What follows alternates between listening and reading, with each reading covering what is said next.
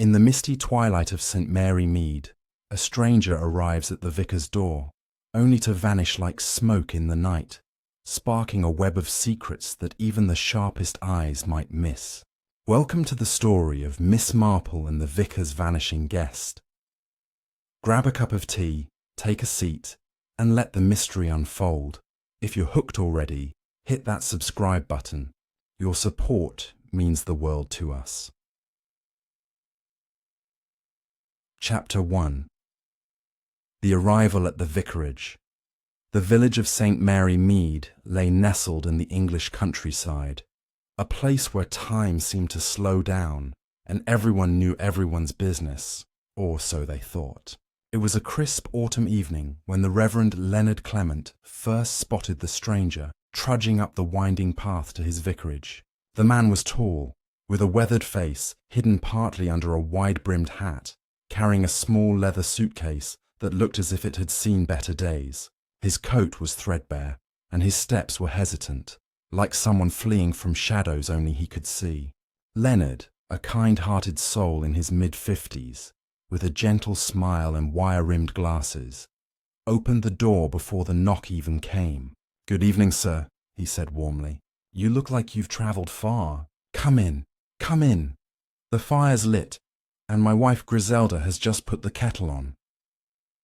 The stranger introduced himself as Mr. Harlan Thorpe, a traveller from London seeking a quiet place to rest for a night or two. He claimed to be a retired clerk, down on his luck after losing his job, and in need of simple lodgings away from the city's hustle. Leonard, ever the compassionate vicar, didn't hesitate. The vicarage was spacious, with spare rooms upstairs that often housed wayward souls or visiting relatives. Griselda, a lively woman with curly auburn hair and a penchant for modern fashions that raised eyebrows among the villagers, welcomed him with a steaming cup of tea and a plate of scones.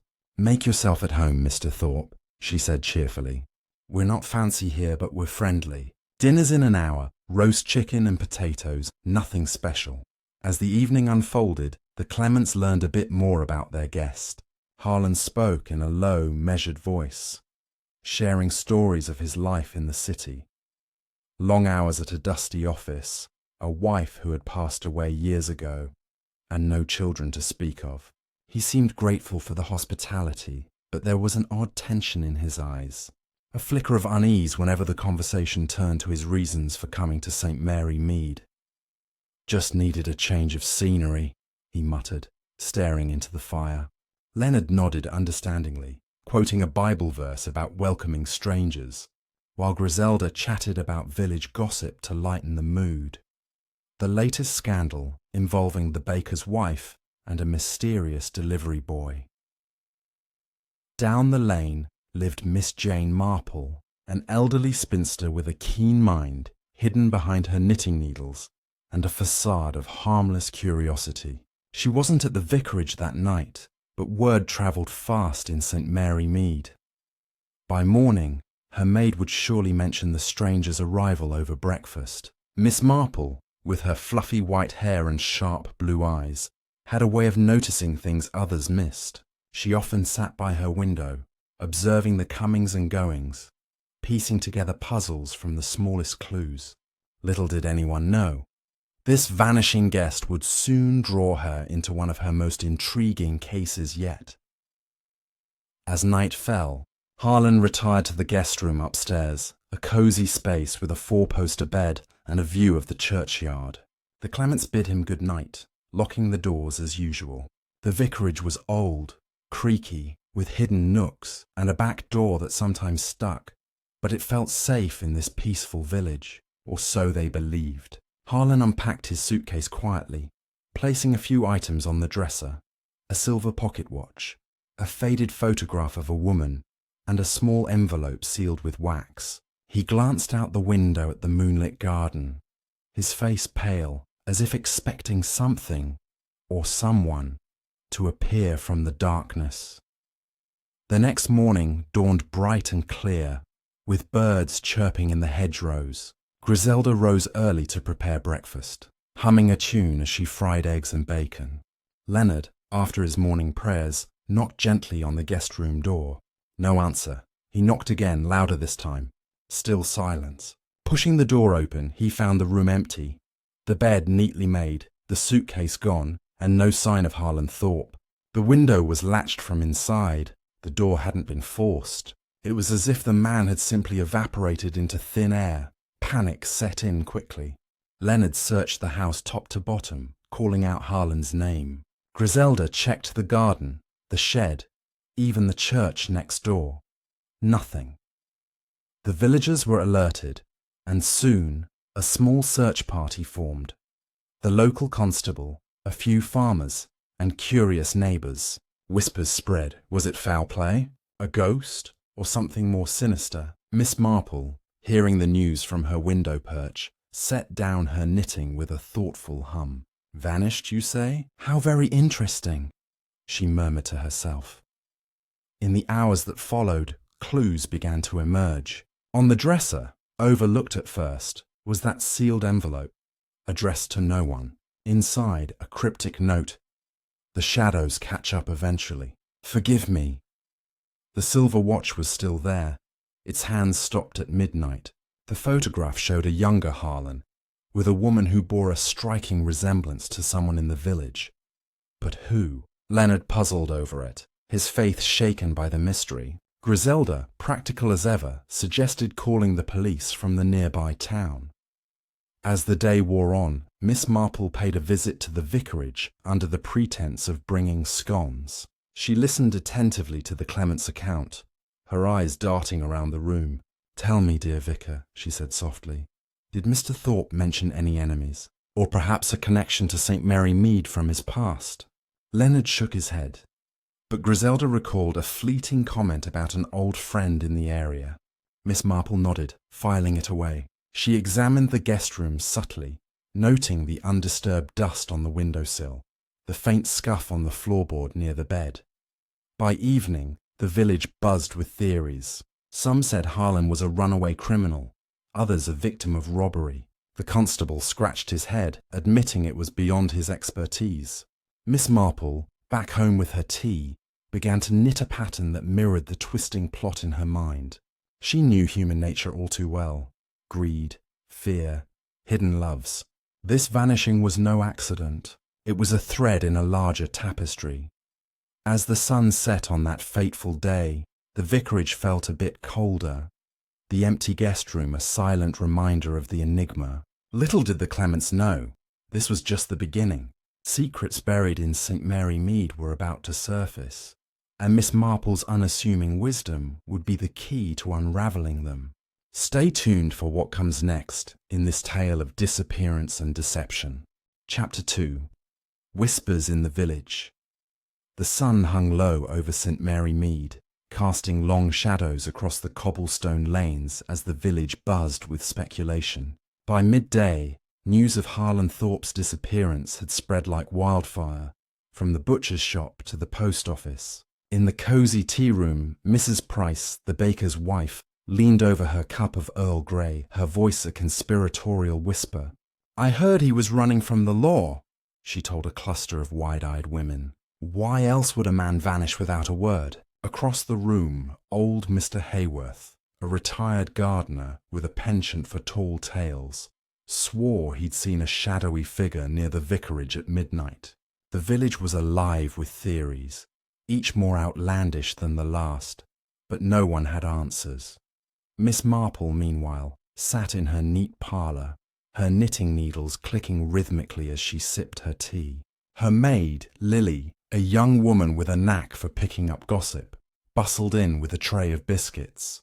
"The whole village is talking, miss," Lily said, eyes bright with excitement. "Some say Mr. Thorpe was a spy, others reckon he was spirited away by ghosts."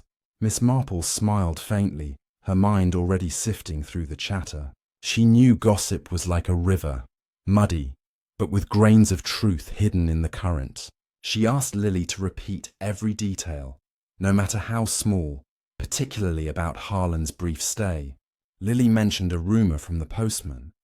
A letter had arrived at the vicarage that morning, addressed to a Mr. T, but unclaimed. Intrigued, Miss Marple decided to take her afternoon walk. a habit that conveniently let her observe the village's pulse. She donned her tweed coat and straw hat, her frail appearance belying the sharpness of her mind. As she strolled past the churchyard, she noticed the vicar's assistant, young Dennis, raking leaves with a distracted air. Dennis was a lanky lad of 20, with freckles and a nervous habit of tugging his ear when flustered. Miss Marple paused, offering a kind smile. "Good afternoon, Dennis. Quite a stir at the vicarage, isn't it?" Dennis flushed, muttering about how strange it was that the guest room window was latched tight. "I checked it myself this morning," he said. "No one could have climbed out without breaking it." Her next stop was the post office, where Mrs. Weatherby, the postmistress, was sorting letters with her usual efficiency. Miss Marple inquired about the mysterious letter for Mr. T. Mrs. Weatherby, a stout woman with sharp eyes, hesitated before admitting it was still there, unopened. "It came from London, no return address," she said, sliding the envelope across the counter. It was plain, with a typed address and a smudged postmark. Miss Marple didn't touch it. She never meddled directly. But she noted the details, her mind already spinning possibilities.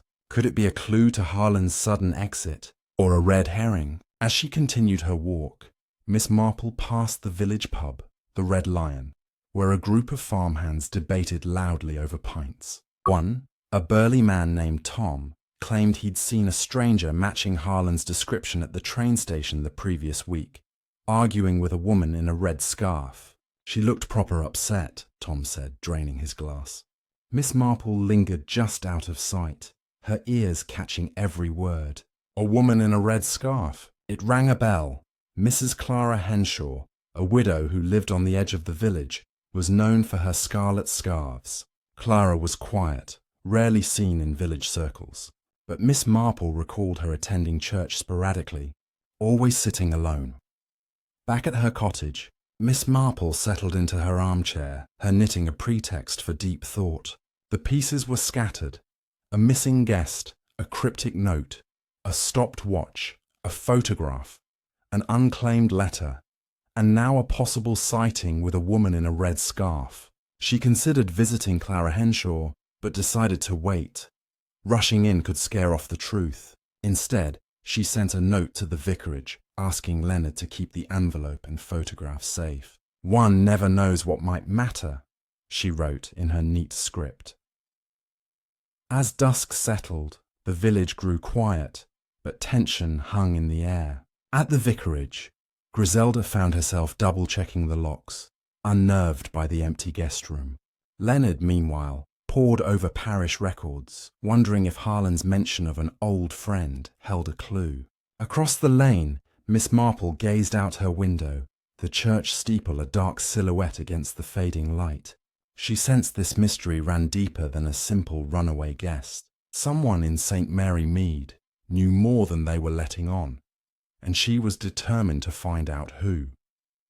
The stage was set for secrets to unravel, with threads leading in unexpected directions. The next chapter of this tale will pull us closer to the heart of the mystery.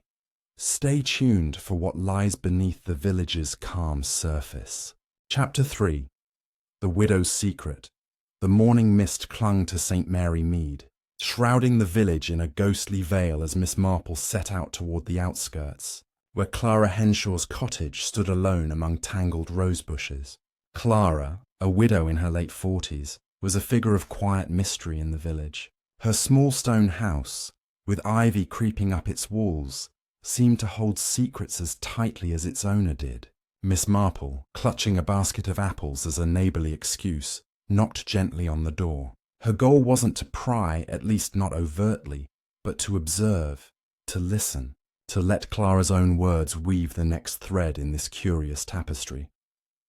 Clara opened the door, her dark hair streaked with grey and her eyes wary, though softened by Miss Marple's disarming smile. She wore a plain dress, no red scarf in sight, but a faint scent of lavender lingered, hinting at careful attention to her appearance. "Miss Marple, what a surprise," Clara said, her voice polite but guarded.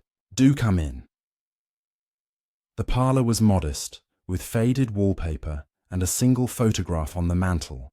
A younger Clara with a man who bore no resemblance to Harlan Thorpe. Miss Marple noted it, but said nothing, instead offering the apples and chatting about the weather. As they sipped tea, Miss Marple steered the conversation gently, mentioning the vicarage's unusual guest and his sudden disappearance. Clara's teacup paused mid-air, her fingers tightening slightly. "A stranger, you say?" she murmured, her gaze flickering to the window. Miss Marple, ever observant, caught the hesitation. "Yes, a Mr. Thorpe," she said lightly. "Some say he was seen at the train station last week, with a woman in a red scarf." "You wouldn't know anything about that, would you, dear?" Clara's face paled, and she set her cup down with a faint clink. "No, I don't go to the station often," she said, too quickly. Sensing the moment wasn't right to press, Miss Marple shifted to village news, letting Clara relax. But her eyes wandered, catching small details. A stack of unopened letters on a side table, a man's coat hanging by the door, too large for Clara's late husband, who'd been a slight man. As she rose to leave, Miss Marple thanked Clara warmly, adding, "If you hear anything about our vanished guest, do let the vicar know. It's such a puzzle." Clara nodded, her smile strained, and closed the door a little too firmly behind her guest. Back in the village, Miss Marple stopped by the church, where Leonard was polishing the brass candlesticks, his brow furrowed. She asked about the unclaimed letter from the post office, suggesting he retrieve it. "It might shed light on Mr. Thorpe's intentions," she said, her tone mild but firm. Leonard agreed, promising to fetch it that afternoon. As Miss Marple left, she noticed Dennis, the vicar's assistant, lingering near the church gate, watching her with a nervous expression. She made a mental note. Young Dennis seemed more unsettled than the situation warranted. That afternoon, Leonard returned with the letter, which he opened in the vicarage parlour with Griselda peering over his shoulder. Inside was a single sheet, typed like the envelope, with a terse message. "Meet me at the Oak Grove, midnight, Tuesday." You know why. No signature, no further clues. Tuesday had been the night Harlan arrived, and vanished. Griselda shivered. "This is getting creepy, Leonard. An Oak Grove? That's out by the old mill, isn't it?" Leonard nodded, puzzled. The mill was abandoned, a place villagers avoided after dark. Miss Marple, invited for tea, listened as they shared the letter's contents. She sipped her Earl Grey, her mind racing. The Oak Grove was secluded, a perfect spot for a secret meeting. But with whom? And why hadn't Harlan kept the appointment? Or had he? She recalled Clara's unease, the coat in her cottage, and the farmhand's tale of a woman in a red scarf. "Perhaps," she said thoughtfully, "we should take a walk to the mill tomorrow. Fresh air might clear our heads." Leonard agreed, though Griselda looked sceptical, muttering about ghosts and damp shoes. As evening fell, Miss Marple sat by her fire, her knitting untouched. The mystery was deepening, like ripples spreading across a pond. Clara's reaction, the cryptic letter, Dennis's nervous glances. Each was a piece of the puzzle, but the picture remained elusive. She suspected Harlan Thorpe hadn't vanished by choice, and someone in St. Mary Mead held the key to his fate. The Oak Grove might hold answers, or it might raise more questions. The village slept under a starry sky, unaware of the secrets stirring in its quiet corners. Tomorrow's walk to the mill would bring new clues, pulling Miss Marple closer to the truth behind the vanishing guest. Stay tuned for the next twist in this unravelling mystery. Chapter 4. Shadows at the Old Mill. The following morning broke with a gentle drizzle pattering against the windows of St. Mary Mead, turning the paths into slick ribbons of mud, and the air heavy with the scent of wet earth. Miss Marple, undeterred by the weather, wrapped herself in a sensible raincoat and sturdy boots, her umbrella hooked over one arm like a trusty companion. She met Leonard and Griselda at the vicarage gate, where Leonard clutched the cryptic letter in his pocket, his face etched with a mix of curiosity and concern. Griselda, ever the reluctant adventurer, had donned a bright yellow mackintosh that clashed cheerfully with the grey sky, muttering about how mysteries were best left to novels. "If we catch our death out there, don't say I didn't warn you," she said, though her eyes sparkled with a hint of excitement. The trio set off along the narrow lane that wound out of the village, passing hedgerows bursting with late-blooming wildflowers and the occasional curious cow peering over a fence. The old mill lay about a mile away, nestled in a forgotten corner of the countryside, where the river bent lazily through a cluster of ancient oaks. Known locally as the Oak Grove, it was a spot steeped in folklore, tales of lovers' trysts, smugglers' hides, and even a ghost or two from centuries past. As they walked, Miss Marple chatted amiably about the history of the place, her voice steady and reassuring. The mill was built in the 1700s, she explained, by a family named Vicar. They ground flour for the whole county until the river shifted course and left it high and dry. Now it's just ruins, but ruins often hold echoes of the past. Leonard nodded, his thoughts drifting to Harlan Thorpe. "Do you think he came here that night? For this meeting?" he asked, pulling out the letter to glance at it again. The paper was slightly creased now, the typed words stark against the white. "Meet me at the Oak Grove, midnight, Tuesday." "You know why?" Miss Marple tilted her head, considering. "It's possible, Vicar, but why vanish from your guest room instead of simply leaving? And why leave clues behind? People don't disappear without reason, or without help." Griselda shivered, glancing over her shoulder. "Help? You mean someone in the village might be involved? That's a chilling thought." As they approached the mill, the path grew overgrown, brambles snagging at their clothes like insistent fingers. The structure itself loomed ahead, a weathered skeleton of stone and timber, its water wheel long since rotted away. Moss clung to the walls, and ivy twisted through broken windows like nature's own tapestry. The oak grove encircled it, massive trees with gnarled branches forming a natural canopy that filtered the rain into a soft mist. The group paused at the edge, the air thick with the musty smell of decay and the distant gurgle of the river. "It's eerier than I remembered," Griselda whispered, clutching Leonard's arm. Miss Marple led the way, her keen eyes scanning the ground for any signs of recent activity. The earth was soft from the rain, perfect for footprints, and sure enough, near the base of the largest oak, she spotted indentations, 2 sets, one larger, perhaps a man's boots, and another smaller, maybe a woman's shoes. "Look here," she said softly, pointing with her umbrella. Leonard knelt, his glasses fogging slightly. "These could be from anyone, picnickers, lovers." But Miss Marple shook her head. "See how they're partially washed away? Recent, I'd say, within the last few days. And notice that scuff mark, as if there was a struggle." Griselda's eyes widened. "A struggle? Oh, heavens!" Venturing further into the grove, they circled the mill's perimeter. The door hung ajar on rusted hinges, creaking ominously in the breeze.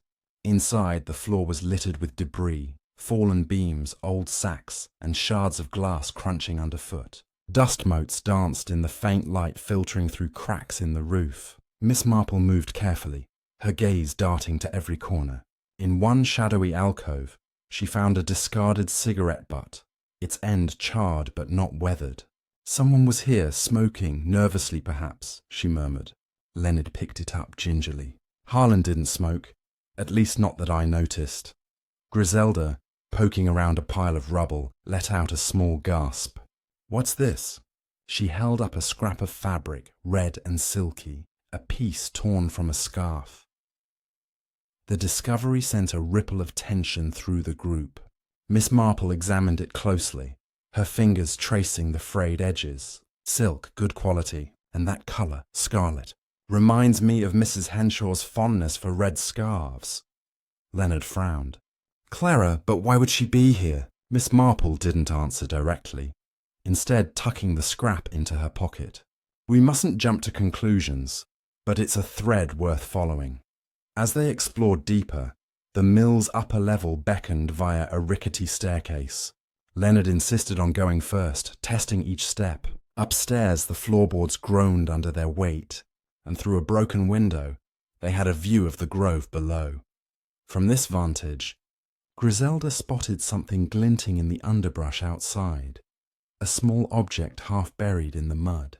They hurried down and out, Leonard digging it up with a stick. It was a man's cufflink, silver with an engraved initial. H. Harlan, Griselda breathed. Miss Marple nodded slowly. Possibly, or a coincidence. But I don't believe in those. Not in a case like this. The cufflink was tarnished, as if it had been dropped in haste. Nearby, the ground showed more disturbances, dragged marks leading toward the riverbank. The group followed them cautiously, the rain picking up now, turning the path slippery. At the river's edge, the water rushed by, swollen from recent storms. Miss Marple peered into the murky depths, her expression grave. If there was a struggle here, someone could have fallen in. Leonard paled. You think Harlan met foul play? Griselda clutched her coat tighter. But who and why? Miss Marple straightened, her blue eyes sharp. That's what we must uncover. Motives hide in the past, old grudges, hidden relationships. Remember the photograph Harlan left behind? The woman in it. Does she resemble anyone we know? Leonard thought back. Vaguely, but I can't place it. As they prepared to leave, a rustle in the bushes made them freeze. Out stepped Dennis, the vicar's assistant, his face flushed and rain-soaked. Miss Marple? Vicar? What are you doing here? He stammered, tugging at his ear. Leonard recovered first. We could ask you the same, Dennis. The young man shifted uncomfortably. I come here sometimes to think. The quiet helps. But his eyes darted to the river, and Miss Marple noted a fresh mud stain on his trousers. Indeed, she said mildly. Well, we're just leaving. Care to walk back with us? Dennis nodded hastily, falling in step behind them. The return journey was subdued, the rain now a steady downpour. Back at the vicarage, they dried off by the fire, sharing their findings. Griselda brewed strong tea, her hands trembling slightly. That cufflink, the footprints, it's all so ominous. Leonard agreed, staring into the flames. And Dennis showing up like that. Odd timing. Miss Marple sipped her tea, her mind piecing together the day's discoveries. The footprints suggesting a meeting turned sour, the red scarf scrap linking to Clara, the cufflink with H, and Dennis's unexpected appearance. She recalled his nervous habits, his access to the vicarage. Could he be involved? As afternoon faded into evening, Miss Marple excused herself, promising to ponder further. Walking home, she mulled over the clues, the oak grove's shadows lingering in her thoughts. The mystery was thickening, like fog rolling in from the river. Harlan Thorpe's vanishing wasn't a simple flight. It hinted at darker forces at play.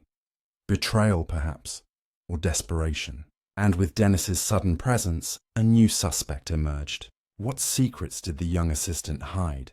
And how did Clara fit into this web? The village lights twinkled as night fell, but beneath the peaceful facade, tensions simmered. Miss Marple knew the truth was close, waiting to be teased out like a knot in yarn. The next revelations would come from unexpected quarters, drawing her deeper into the heart of the enigma. Stay tuned for the unfolding drama in this tale of hidden truths and vanishing shadows. Chapter 5. The photograph's puzzle. The drizzle of the previous day had given way to a crisp, clear morning in St. Mary Mead, with sunlight filtering through the golden leaves of the village's ancient elms. Miss Marple sat at her breakfast table, a pot of tea steaming beside her.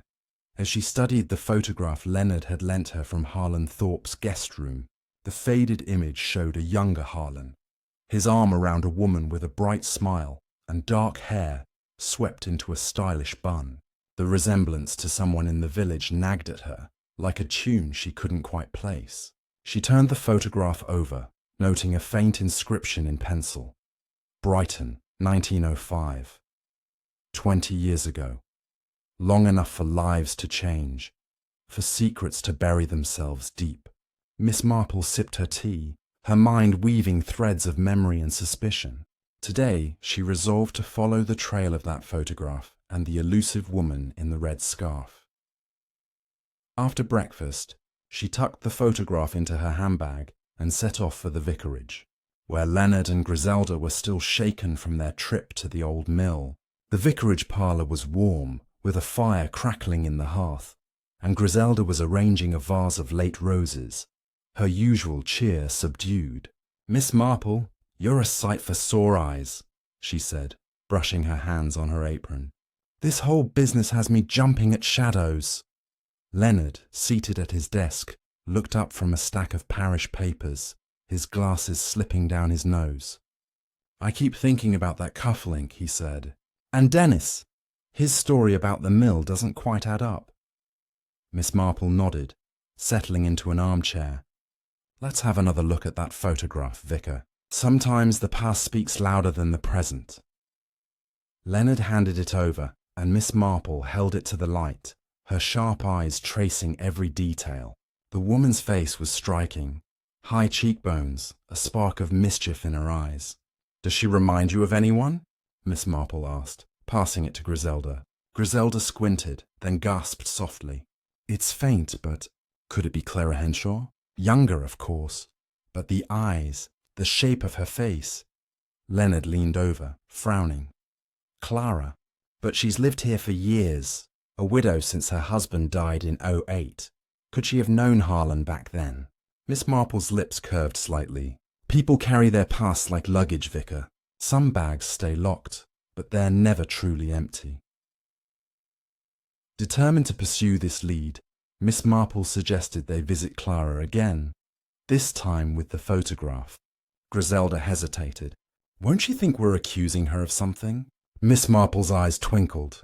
"Not at all, dear. We'll simply ask if she recognizes the woman. Curiosity is a great disguise for inquiry." They agreed to go together, bundling up against the morning chill. As they walked to Clara's cottage, Miss Marple noticed Dennis across the lane, sweeping the church steps with unusual vigour.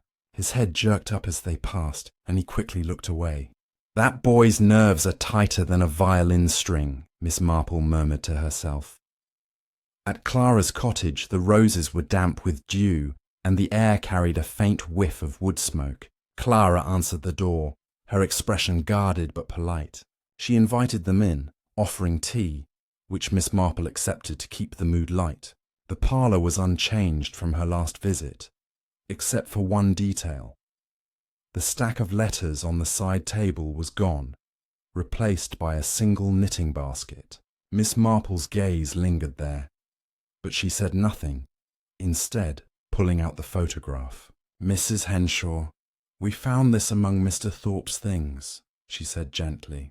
"Do you recognize the woman? It might help us understand why he came here." Clara took the photograph, her hands steady, but her eyes betraying a flicker of emotion. She studied it for a long moment, then shook her head. "No, I don't know her," she said, her voice flat. "It's an old picture. Could be anyone." Miss Marple watched her closely, noting the slight tremor in her fingers as she handed it back. Griselda, less subtle, blurted, "But she looks like you, Clara." "From years ago, maybe?" Clara's smile was tight. "People often look alike in old photographs. Shadows and light play tricks." Leonard, sensing the tension, changed the subject, asking about Clara's plans for the church flower rota. As they chatted, Miss Marple's eyes roamed the room. The man's coat still hung by the door, and on a bookshelf she spotted a small silver frame, half hidden behind a vase. It held a photograph of Clara's late husband, but something about it caught her attention. The man's cufflinks, visible in the image, were silver, with an engraved H. Her pulse quickened, but she kept her expression serene. "What a lovely home you have, Mrs. Henshaw," she said, rising to leave. "Thank you for your time." Clara saw them out, her relief palpable as the door closed behind them. On the walk back, Griselda was indignant. "She's hiding something. I'd bet my best hat on it." Leonard sighed. But what, and why lie about the photograph?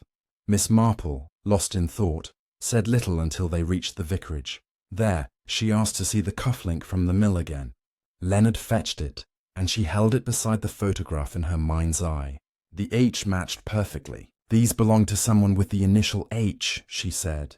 Harlan, perhaps, or Clara's husband, Henry Henshaw. But why would Harlan have one? And why leave it at the mill? The conversation was interrupted by a knock at the door. It was Mrs. Price, the baker's wife, her face flushed with gossip. "Miss Marple, Vicar, you'll never believe it," she said, breathless. "My nephew, who works at the train station, says he saw Clara Henshaw there last week, talking to a man in a wide-brimmed hat. They were arguing, he said, and she was wearing that red scarf of hers." Griselda's jaw dropped. "That's what Tom at the pub said," Miss Marple nodded, her mind slotting this into place. "Thank you, Mrs. Price. That's most helpful." After Mrs. Price left, Miss Marple sat with Leonard and Griselda, piecing together the clues. Clara's denial, the cufflink, the photograph, the station sighting, all pointed to a connection between her and Harlan. But what was it? A shared past, a debt, or something darker? Miss Marple recalled Clara's late husband, Henry, a quiet man who died in a farming accident, or so the village believed. Rumours at the time had whispered of debts and a hurried burial, but no one had probed further. Could Harlan have been tied to that tragedy? As afternoon faded, Miss Marple suggested checking the parish records for any mention of Henry Henshaw's death. Leonard agreed, pulling dusty ledgers from his study. They found the entry. Henry Henshaw died October 1908. Accidental fall from a hayloft. But a small note in the margin, in the previous vicar's hand, caught Miss Marple's eye. "Inquest inconclusive. Creditors mentioned." She frowned. "Creditors? That's unusual for a simple accident." Griselda, peering over her shoulder, gasped. "Do you think Harlan was one of them, coming to collect an old debt?" Miss Marple didn't answer, but her mind was racing. The photograph from 1905 suggested Harlan and Clara, or someone very like her, had known each other before her marriage. The cufflink tied Harlan to the mill, and Clara's scarf placed her there too. Dennis's nervous behaviour added another layer. Had he seen something that night, or was he protecting someone? The village was a web of hidden ties, and Miss Marple felt the strands tightening. As evening settled over St. Mary Mead, the vicarage glowed with lamplight, but the air was heavy with unanswered questions. Miss Marple returned home, her steps slow but purposeful. She lit her fire, picked up her knitting, and let her thoughts unravel. Clara Henshaw was at the heart of this, she was certain. But the why and how remained elusive. Was Harlan a ghost from her past, come to stir up old wounds? Or had he been lured to the village for a purpose only Clara knew? The night was quiet, but secrets whispered in the shadows. Miss Marple knew the next step would involve confronting Clara again, or perhaps Dennis, whose anxious glances hinted at knowledge he hadn't shared. The puzzle was far from solved, but the pieces were falling into place, each one revealing a bit more of the truth. Stay tuned for the next chapter, where the past begins to speak, and the mystery of the vanishing guest grows ever darker. Chapter 6. The Nervous Assistant. The morning sun bathed St. Mary Mead in a golden glow, but a chill hung in the air, as if the village itself sensed the deepening mystery. Miss Marple, her mind sharp despite a restless night, decided to focus on Dennis, the vicar's assistant, whose uneasy behaviour at the mill and fleeting glances in the churchyard suggested he knew more than he let on. She dressed in her usual tweed, her straw hat tilted just so, and made her way to the church, where she knew Dennis would be preparing for the Sunday service. Her plan was simple: observe, ask gentle questions, and let the young man's nerves betray what he was hiding. Human nature, she knew, often unravelled under the lightest touch. The church was quiet, its stained glass windows casting colourful patterns on the stone floor. Dennis was at the altar, arranging hymnals with a distracted air, his freckled face pale and his hands fumbling. Miss Marple approached, her footsteps soft but deliberate. "Good morning, Dennis," she said, her voice warm as honey. "You're working hard, I see. The vicar's lucky to have such a diligent assistant." Dennis started, nearly dropping a hymnal, his ear-tugging habit in full force. "Oh, Miss Marple, I didn't see you there. Just, getting things ready." His eyes darted to the door, as if expecting someone, or hoping no one else would appear. She settled onto a pew, her knitting bag at her side, and began a slow, rhythmic clicking of needles, a sound that often put others at ease. "Such a troubling business with Mr. Thorpe," she said casually, her eyes on her knitting but her attention on Dennis. "You were at the vicarage that night, weren't you? Helping with the evening prayers, I believe Leonard said." Dennis nodded, swallowing hard. "Yes, ma'am. I left around 9 after we tidied up. Didn't see anything odd." His voice was too quick, his words clipped, and Miss Marple noted the faint sheen of sweat on his brow despite the cool morning. "Curious, isn't it?" she continued, her tone as mild as if discussing the weather. "A man vanishes from a locked room, leaving only a note and a cufflink, and then those footprints at the mill. 2 sets, as if a meeting went wrong." Dennis's hands froze on the hymnals, and he turned to face her, his expression a mix of fear and defiance. "I told you, I go to the mill sometimes to think. I wasn't there that night." Miss Marple tilted her head, her blue eyes gentle but piercing. "Of course, dear, but you've always been so helpful at the vicarage. Did you ever speak to Mr. Thorpe? Even a passing word?" Dennis hesitated, then shook his head. "No, he kept to himself."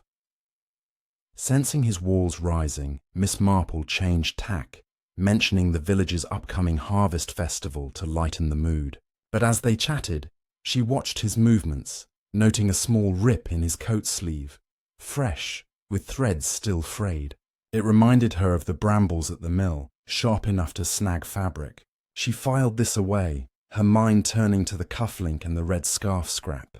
Dennis's presence at the mill, his nervousness, and now this tear. Coincidences were piling up, and Miss Marple didn't trust them. Leaving the church, she decided to visit the post office again, hoping Mrs. Weatherby might have recalled more about the mysterious letter addressed to Mr. T. The post office was bustling, with villagers collecting parcels and swapping gossip. Mrs. Weatherby, behind her counter, greeted Miss Marple with a knowing nod. "Back about that letter, are you?" she said, lowering her voice. "I remembered something odd. The postmark was smudged, but I'm sure it was sent from London the day before Mr. Thorpe arrived. Whoever sent it knew he'd be here." Miss Marple thanked her, her thoughts racing. A letter sent in advance suggested planning. Someone had lured Harlan to St. Mary Mead. On her way home, Miss Marple passed the Red Lion, where Tom, the farmhand, was unloading crates of apples from a cart. She paused, offering a smile. "Tom, you mentioned seeing a man like Mr. Thorpe at the station with a woman in a red scarf. Did you notice anyone else nearby? A young man, perhaps?" Tom scratched his head, thinking. "Now you mention it, I did see that lad Dennis hanging about, carrying a sack of flour for the baker. He was watching them, looked real curious." Miss Marple's heart quickened. Dennis at the station, Clara and Harlan arguing, and now the torn coat. Each clue tightened the web. Back at her cottage, Miss Marple sat by her window, her knitting a pretense as she pieced together the puzzle. Dennis's nervousness wasn't just youthful anxiety. He'd been near Harlan and Clara, perhaps witnessing their argument. Had he followed them to the mill? Or was he protecting someone? Clara, perhaps, or even himself? The photograph linked Clara to Harlan's past. The cufflink tied him to the mill, and the letter suggested a planned rendezvous. But Dennis was the wild card, a young man with access to the vicarage and a reason to be afraid. As noon approached, Miss Marple decided to share her thoughts with Leonard. She found him in his study, drafting a sermon, his face weary. "Miss Marple, I'm at my wit's end," he admitted. "The bishop's coming next week, and this mystery is consuming me." She laid out her findings. Dennis's behaviour, the torn coat, the station sighting. Leonard's eyes widened. Dennis? He's been with us for years, practically family. Could he really be involved? Miss Marple folded her hands. People surprise us, Vicar. Sometimes loyalty hides darker truths. I'd suggest keeping an eye on him, discreetly.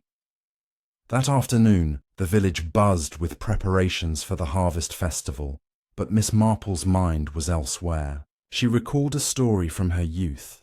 A young man in her own village, caught in a scandal after eavesdropping on a private meeting. Dennis, she suspected, had stumbled into something bigger than he could handle. Was he a witness, a pawn, or something more? And what role did Clara play, with her guarded eyes and missing letters? As the sun dipped low, casting long shadows across St. Mary Mead, Miss Marple felt the mystery closing in. Dennis's secrets were the key to unlocking Harlan's fate, but confronting him too soon could unravel everything. She needed one more piece, a link between Dennis, Clara, and the night at the mill. The village, with its quaint cottages and smiling faces, hid a tangle of motives, and Miss Marple was determined to tease them out. The day ended with the church bells tolling, a reminder of the passing time. Miss Marple sat by her fire, her knitting needles still, as she mapped out her next move. The truth was near, lurking in the shadows of a nervous boy's silence. The next chapter would bring her closer to the heart of the vanishing guest's story, where loyalty and betrayal danced a dangerous waltz. Stay tuned for what lies ahead. Chapter 7. A whisper from the past. The late morning light filtered through the lace curtains of Miss Marple's cottage, casting delicate patterns on the floor as she sat with a fresh pot of tea and a notebook. Her thoughts were a tapestry of clues, each thread, Clara's guarded demeanour, Dennis's nervous tics, the cufflink, the red scarf scrap, pointing to a story buried in time. Today, she decided, was the day to dig into the past, to uncover the connection between Harlan Thorpe and Clara Henshaw that seemed to anchor this mystery. The photograph from 1905 with its Brighton inscription was her starting point. She suspected it held more than sentimental value. It was a key to why Harlan had come to St. Mary Mead and why he'd vanished. Miss Marple slipped on her coat and headed to the village library, a small stone building tucked beside the schoolhouse. The librarian, Miss Hartnell, a wiry woman with a passion for local history, greeted her warmly. "Miss Marple looking for a good novel?" she teased, adjusting her spectacles. Miss Marple smiled. "Not today, dear. I'm after old records, newspapers perhaps, from around 1905. Anything mentioning visitors from London or Brighton." Miss Hartnell's eyebrows rose, but she led Miss Marple to a dusty archive room where shelves sagged under bound volumes of the St. Mary Mead Gazette and regional papers. For hours, Miss Marple pored over yellowed pages, her fingers tracing faded headlines. Most were mundane, harvest yields, church fates, but one article from August 1905 caught her eye. Brighton holidaymaker missing after cliff walk. It described a young man, James Whittaker, who'd vanished during a seaside holiday. A grainy photograph showed a group of revellers, and there, in the background, was a woman strikingly similar to the one in Harlan's photograph. Young Clara, perhaps, before her marriage. The article mentioned a companion, a Mr. H. Thorpe, who'd been questioned but released. Miss Marple's pulse quickened. Harlan and Clara, linked 20 years ago in a disappearance. The coincidence was too stark to ignore. Armed with this, Miss Marple decided to visit Clara again, but not alone. She stopped by the vicarage to enlist Griselda, whose blunt charm might loosen Clara's reserve. Griselda was in the kitchen, kneading dough for scones, her apron dusted with flour. "Another outing," she said, half exasperated, half intrigued. "You're worse than a detective, Miss Marple." But she agreed, wiping her hands and grabbing her coat. As they walked to Clara's cottage, Miss Marple shared the newspaper find, keeping her voice low. If Clara knew Harlan back then, and something happened in Brighton, it might explain why he came here, and why she's so cagey. Clara's cottage was quiet, the roses now drooping under a fresh drizzle. She answered the door, her face a mask of polite surprise, but her eyes narrowed slightly at the sight of Griselda. "Twice in 1 week, Miss Marple. To what do I owe this?" Miss Marple held up the photograph, her tone gentle. "We've been puzzling over Mr. Thorpe's disappearance, and this picture keeps coming up. It says Brighton 1905 on the back. Were you ever there, Mrs. Henshaw? It's such a lovely place." Clara's hand froze on the doorknob, and for a moment Miss Marple thought she might shut them out, but she stepped aside, gesturing them into the parlour. The room felt colder today, the fire unlit. Clara offered no tea, sitting stiffly as Miss Marple laid the photograph on the table. "This woman," Miss Marple said, "looks very like you, and we found a newspaper mentioning a Harlan Thorpe in Brighton connected to a missing man. Did you know him then?" Clara's lips pressed into a thin line. "I was in Brighton once, yes," she admitted, her voice barely above a whisper. "A holiday with friends, but I didn't know any Harlan Thorpe." "You're mistaken." Griselda, less patient, leaned forward. "But the face, Clara. It's you, clear as day, and that red scarf we found at the mill. Yours, isn't it?" Clara's composure cracked, her hands twisting in her lap. "I don't know what you're implying," she said sharply. "I've done nothing wrong. I lost a scarf weeks ago. Anyone could have picked it up." Miss Marple watched her closely, noting the flush creeping up her neck.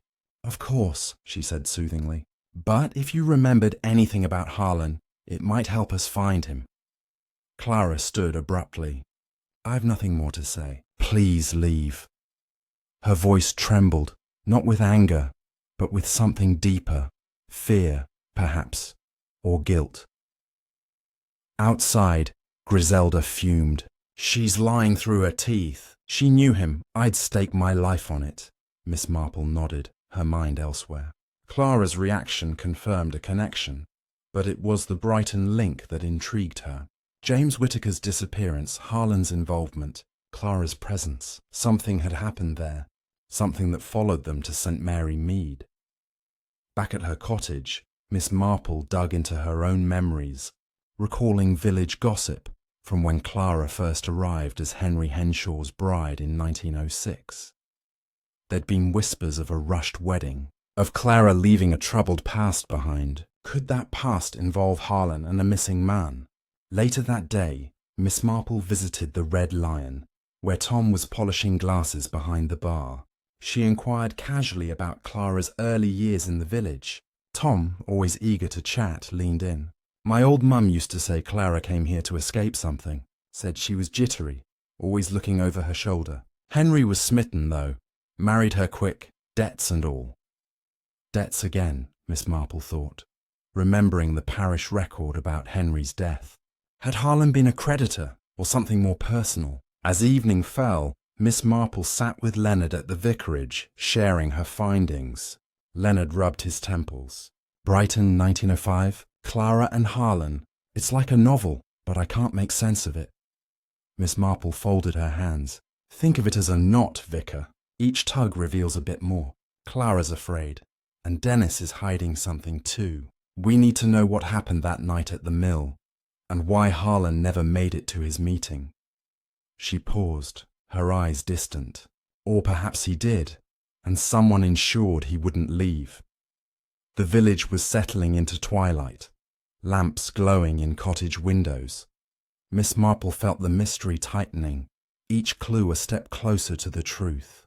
Clara's past with Harlan, the Brighton incident, Dennis's nervous silence. They were all linked, bound by a secret that had festered for 20 years. The next move would require care. One wrong step could send the truth scurrying back into the shadows. As she walked home, the stars bright overhead, Miss Marple's mind churned. The past was speaking, and its whispers pointed to a truth both painful and dangerous. The next chapter would bring her face to face with the heart of this enigma, where old wounds and hidden truths awaited.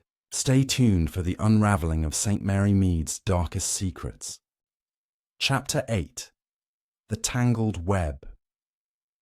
The afternoon sun dipped low over St. Mary Mead, painting the village in hues of amber and rose. But Miss Marple felt no warmth from its glow. Her mind was a whirlwind of connections. The Brighton disappearance of 1905, Harlan Thorpe's shadowed past with Clara Henshaw, Dennis's evasive glances, and the ominous clues scattered like breadcrumbs from the vicarage to the old mill. She knew the time for gentle probing had passed. The mystery demanded a bolder step. With her knitting bag slung over her arm, a comforting prop in uncertain times, she resolved to confront Dennis directly, hoping his youthful conscience would yield under the weight of her quiet persistence. But first, she needed one more piece of the puzzle, something to tip the scales. Miss Marple made her way to the churchyard, where ancient gravestones leaned like weary sentinels under the spreading yews. She sought out old Mr. Hayworth, the retired gardener, whose tall tales often hid kernels of truth. He was clipping hedges near the gate, his gnarled hands steady despite his age. "Afternoon, Miss Marple," he called, wiping his brow with a handkerchief. "Still sniffing about that vanished chap?" She smiled, offering him a peppermint from her bag. "Indeed, Mr. Hayworth. You mentioned seeing a shadowy figure near the vicarage that night. Could you describe it again? Any details you might have overlooked?" Mr. Hayworth leaned on his shears, his eyes twinkling with the thrill of recollection. "Well now," he began, his voice dropping to a conspiratorial rasp. "It was past midnight, moon high and bright. I was out walking me dog, poor old Bess, rest her soul, when I saw a figure skulking by the vicarage back door, tallish but hunched like they was carrying a burden, wore a dark coat, and there was a glint, maybe spectacles or a watch chain, vanished into the shadows toward the lane." Miss Marple's heart skipped. A glint? Could it be Harlan's silver pocket watch? And the direction led toward Clara's cottage. "Did you see anyone else? Perhaps a young man following?" she probed. Mr. Hayworth shook his head. "Nah, just the one. But earlier that evening, I spotted young Dennis hurrying that way, looking furtive-like. Odd for him being so late." This new detail sent Miss Marple's thoughts racing. Dennis, near the vicarage late at night, and a figure matching Harlan's description heading toward Clara's. It painted a picture of clandestine meetings and hidden agendas. Thanking Mr. Hayworth, she hurried to the vicarage, where Leonard was in his garden, tending to his prized dahlias. Griselda was nearby, hanging laundry, her auburn curls catching the light. "Miss Marple, you look like you've seen a ghost," Griselda said, pinning a sheet with a flourish. Miss Marple shared Mr. Hayworth's account, her voice low. Leonard's face clouded. "Dennis again? I hate to think ill of the boy, but this is troubling. He's been acting strangely, skipping meals, jumping at noises." Together, they decided to speak with Dennis that evening after evensong. The church service was sparsely attended, the villagers murmuring about the harvest festival preparations amid the lingering buzz of the mystery. Dennis assisted Leonard at the altar, his movements mechanical, his face drawn. After the final hymn, as the congregation filed out, Miss Marple lingered in the pews, her eyes on Dennis as he extinguished the candles. Leonard approached him, his tone fatherly. "Dennis, my boy, we need a word. In the vestry, if you please." Dennis's freckles stood out against his paling skin, but he nodded, following like a lamb to the slaughter. The vestry was a cosy room, lined with oak panels and shelves of hymnals, a small window overlooking the darkening churchyard. Griselda joined them, closing the door with a soft click. Dennis sat on a wooden chair, his hands clasped tightly, tugging at his ear repeatedly. Miss Marple took a seat opposite, her knitting needles emerging as if by magic, their rhythmic click a soothing counterpoint to the tension. "Dennis," she began gently, "we know you've been troubled. You've been seen at the station, at the mill, and near the vicarage that fateful night. It's time to unburden yourself. What do you know about Mr. Thorpe's disappearance?" Dennis's eyes filled with tears, his shoulders slumping. I didn't mean to get involved," he stammered, his voice breaking. "It started when I saw Mrs. Henshaw at the station arguing with that man, Mr. Thorpe. I was delivering flour for the baker, and I overheard them. He was saying something about debts from Brighton and making it right. She looked scared, told him to come to the vicarage quietly. Leonard gasped. Clara knew Harlan was coming. Dennis nodded miserably. I think so. Later, I asked her about it. She's like an aunt to me, you know, since my mum passed. She begged me not to tell, said it was old business. Miss Marple leaned forward, her eyes kind but insistent. And the night he vanished? Where were you? Dennis wiped his eyes. I couldn't sleep worrying. I went back to the vicarage around midnight, saw Mr. Thorpe slipping out the back door. He met someone in the shadows, Mrs. Henshaw wearing her red scarf. They argued again, then headed toward the mill. I followed, hiding in the bushes. At the oak grove, things turned ugly. Mr. Thorpe grabbed her arm, demanding money or something. Papers, maybe. She pushed him away, and he slipped on the mud, fell toward the river. Hit his head on a rock. Griselda's hand flew to her mouth. Oh, Dennis, did he... The young man sobbed. He wasn't moving. Mrs. Henshaw panicked, checked him, then dragged him into the underbrush. She saw me then, begged me to help hide him, said it was an accident, that he'd ruin her if he lived. We carried him to her cottage, hid him in the cellar. But he wasn't dead, just stunned. When he woke, he was furious, threatened to expose everything. Mrs. Henshaw, she gave him something, a drink to calm him. He collapsed again, this time for good. Leonard's face was ashen. Poison. Clara poisoned him. Dennis shook his head. I don't know. She said it was just laudanum. Too much, maybe. We buried him in the woods behind her cottage that night. I wanted to tell, but she said we'd both hang for it. The room fell silent, the weight of Dennis's confession hanging like a pall. Miss Marple set down her knitting, her mind fitting the final pieces. The Brighton scandal. Perhaps Harlan had been involved in James Whittaker's disappearance, with Clara as a witness or accomplice. Years later, Harlan came to silence her or extort her, leading to the fatal confrontation. The stopped watch at midnight, the cryptic note, the shadows catch up eventually. Harlan's own foreboding, the cufflink lost in the struggle, the scarf scrap torn in the panic, and Dennis, caught in loyalty's snare, helping cover it up. Leonard placed a hand on Dennis's shoulder. We must go to the authorities, son. This can't stay hidden. Dennis nodded, relief mixing with fear. Griselda fetched tea, her practical nature kicking in. Miss Marple rose, her expression thoughtful. Poor Clara carrying that burden. But murder, even accidental, demands justice. We'll speak to her tomorrow, give her a chance to confess. As they left the vestry, the church bells tolled 8, echoing through the night. Back at her cottage, Miss Marple sat by the fire, her tea growing cold as she reflected on human frailty, greed, fear, misplaced loyalty. The mystery was unraveling, but the pain it revealed was all too real. St. Mary Mead would never be quite the same, its serene facade cracked by this dark tale. The village slumbered under a blanket of stars, unaware of the storm brewing. Miss Marple knew tomorrow would bring confrontation and closure, but at what cost? The next chapter would see the final threads pulled tight, revealing the full truth of the vicar's vanishing guest. Stay tuned for the climax of this gripping mystery. Chapter 9. The Confession at the Cottage. The dawn broke over St. Mary Mead with a quiet solemnity, the sky streaked with clouds that seemed to mirror the weight of the truth now pressing on Miss Marple's heart. Dennis's confession in the vestry had laid bare a chilling sequence of events. Harlan Thorpe's confrontation with Clara Henshaw, the struggle at the mill, the desperate cover-up in the woods. Yet Miss Marple knew that justice required more than a young man's tearful account.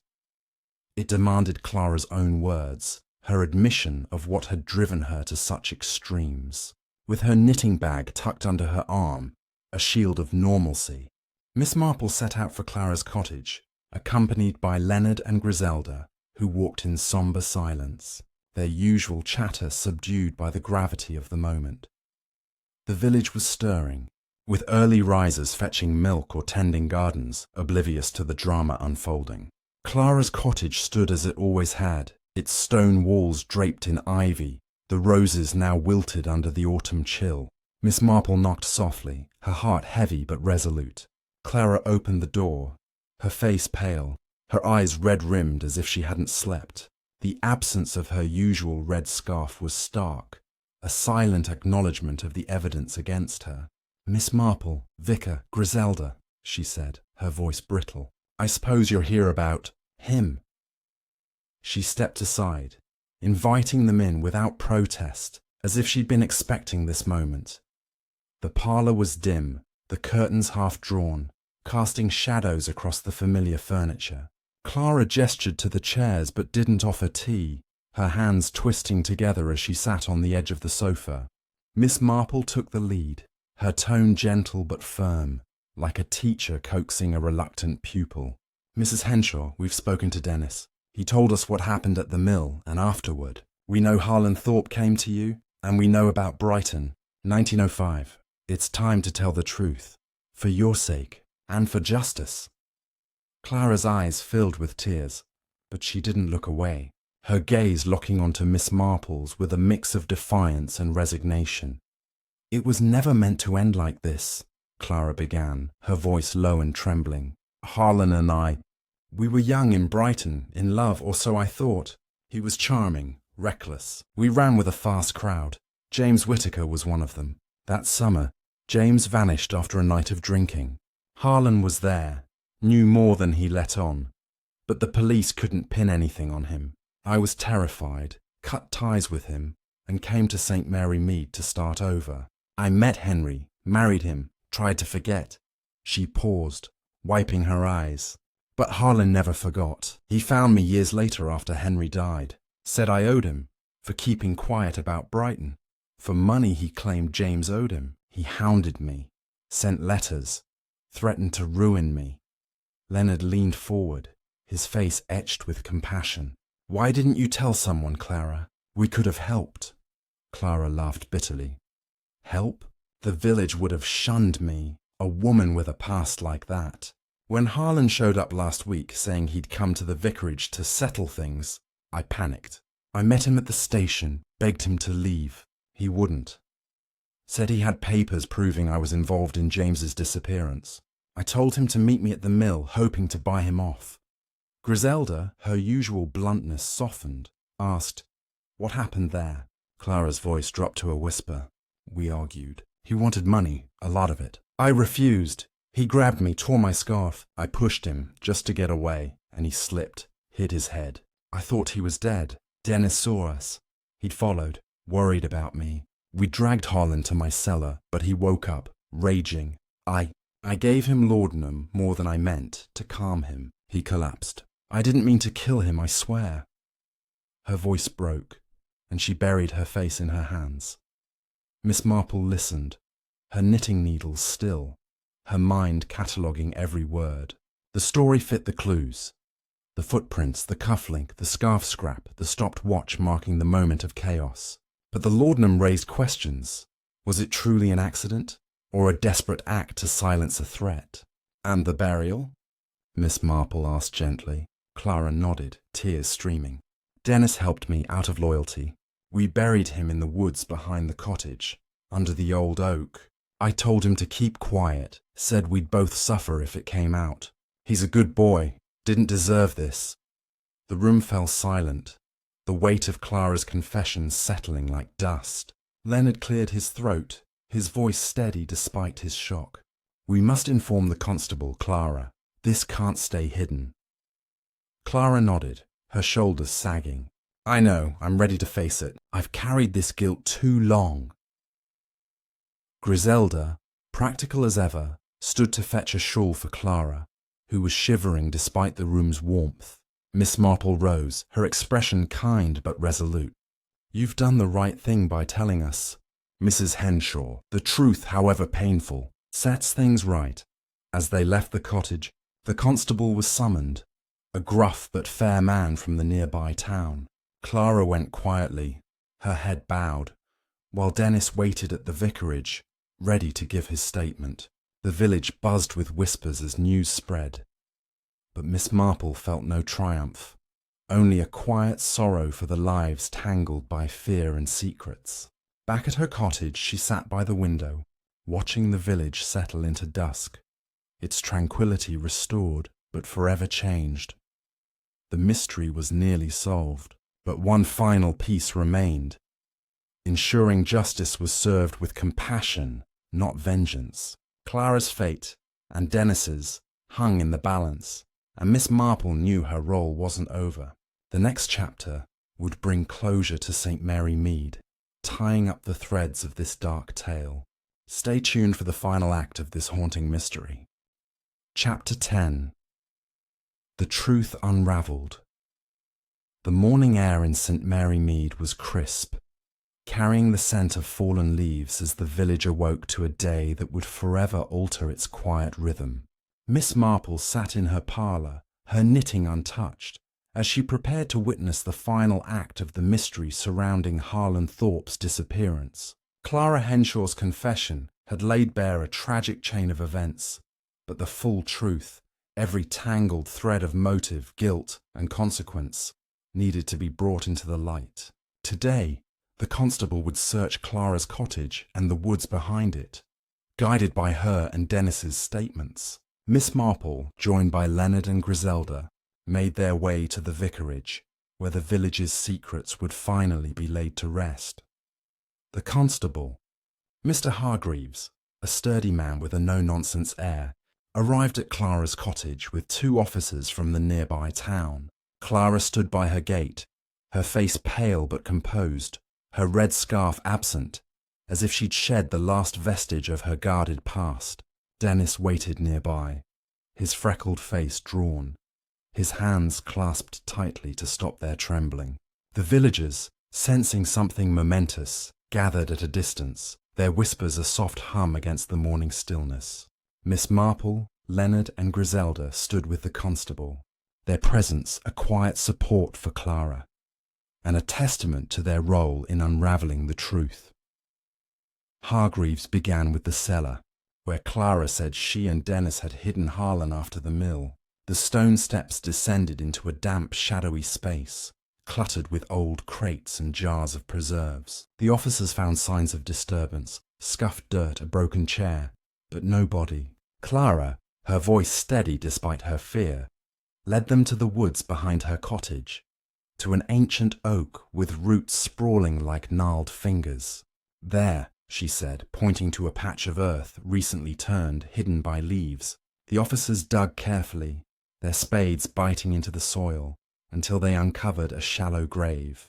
Inside lay Harlan Thorpe, his weathered face still, his wide-brimmed hat crumpled beside him. A collective gasp rose from the onlookers, and Griselda clutched Leonard's arm, her eyes wide.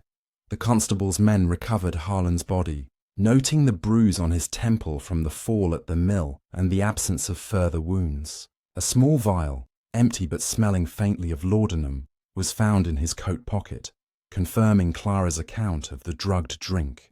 Miss Marple watched silently, her mind piecing together the final details. The silver pocket watch, stopped at midnight, marked the moment of the struggle. The cufflink with H had fallen during the frantic move to the cellar. The red scarf scrap, torn in the scuffle, had betrayed Clara's presence. The cryptic note, "The shadows catch up eventually. Forgive me," was Harlan's own acknowledgement of his past sins, perhaps written in anticipation of confronting Clara. Back at the vicarage, Hargreaves questioned Clara and Dennis in the parlour, with Miss Marple, Leonard and Griselda present as witnesses. Clara recounted the full story, her voice breaking only once. "In Brighton, 1905, she said, "Harlan and I were young, reckless. James Whitaker, a friend, was drunk that night on the cliffs. Harlan argued with him, over money, gambling debts. James fell, or was pushed. I never saw clearly. Harlan swore it was an accident, but he made me promise silence, said we'd both be ruined. I fled to St. Mary Mead, married Henry to escape the guilt. But Harlan tracked me down after Henry's death, demanding money to keep quiet. He said he had proof, A letter from James accusing me of complicity, she continued, tears falling. When he came to the vicarage, I thought I could reason with him. At the mill, he demanded everything I had left, Henry's savings. I refused, we fought, he fell. I thought he was dead. But in the cellar, he woke, threatening to expose me. I gave him laudanum to calm him, too much. It wasn't meant to kill him. But I couldn't stop it. Dennis, sobbing, added, I helped her because she was kind to me after my mum died. I didn't know he'd die. I just wanted to protect her. Miss Marple listened, her heart heavy with the tragedy of it all. The photograph from Brighton showing Clara and Harlan was a relic of their shared guilt. The unclaimed letter at the post office, sent from London, was Harlan's final demand, typed to obscure his identity. The parish record's note about Henry's inconclusive death and creditors hinted at Harlan's earlier attempts to extort Clara, perhaps driving Henry to his own fatal accident. Dennis's torn coat, his presence at the station and mill, his nervous glances, all stemmed from his misguided loyalty to Clara, a woman he saw as family. Hargreaves, his face grim, took Clara and Dennis into custody, promising a fair investigation.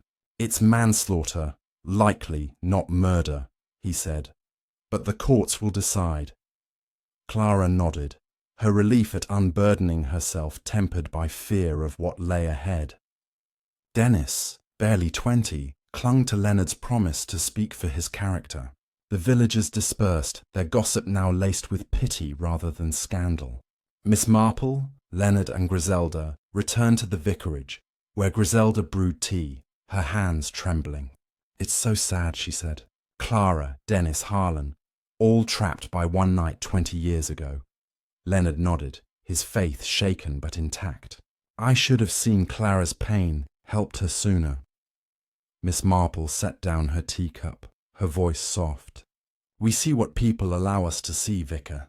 Clara hid her fear, Dennis his loyalty, Harlan his greed. But truth has a way of surfacing, like a river breaking through stone. She paused, her blue eyes distant. Human nature is complex. Love twists into fear, loyalty into crime. Yet, in confession, there's hope for redemption. As evening fell, St. Mary Mead settled into a fragile calm. The vicarage, once a haven for a mysterious guest, now stood as a place of healing.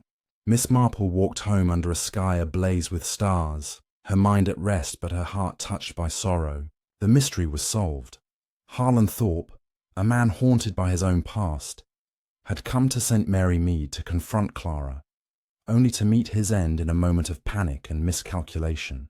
Clara's laudanum, Dennis's aid, the buried body, all were threads in a tapestry of guilt woven in Brighton 2 decades prior. The photograph, the cufflink, the scarf, the letter, the stopped watch. Each clue had led Miss Marple to the truth, her quiet observation cutting through the village's deceptive peace. At her cottage, she lit the fire. Her knitting resumed at last. The case was closed, but its echoes would linger in St. Mary Mead, whispers of mercy, justice, and the shadows of the past. As she worked her needles, Miss Marple felt a quiet satisfaction, not in triumph, but in restoring balance. To the viewers who followed this tale, she'd say, grab a cup of tea, take a seat, and reflect on the mysteries we all carry. If this story gripped you, hit that subscribe button. Your support means the world to us. Stay tuned for more tales from St. Mary Mead, where secrets never stay buried for long.